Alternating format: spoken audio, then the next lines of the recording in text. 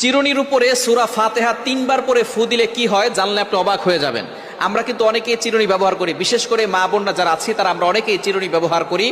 আবার অনেক মা বোনদের মাথায় অনেক সমস্যা থাকতে পারে, মাথা ব্যথা হয় এবং মাথার চুল উঠে যায়, চুলের গোড়া নরম হয়ে গেছে, চুল বারবার উঠে যায়। তো এই সূরা ফাতিহার ভিতরে আল্লাহ পাক রব্বুল আলামিন শেফা দিয়েছেন কিভাবে আমল করলে এবং চিরুনির সাথে আমল করে রাখলে আল্লাহ পাক রব্বুল আলামিন আপনাকে অসুস্থতা থেকে সুস্থতার নিয়ামত দিবেন এবং আল্লাহ তাআলা বিপদ আপদ থেকে হেফাজত করবেন, আপনি সুস্থ থাকতে পারবেন। এটা কিভাবে পড়বেন আমি এখনই জানিয়ে দেব। তবে সূরা ফাতিহার ভিতরে যে শেফা আছে এটা আমরা অনেকে জানি না। কোরআনুল কারীমের ভিতরে আল্লাহ পাক রব্বুল আলামিন শেফা রেখেছেন।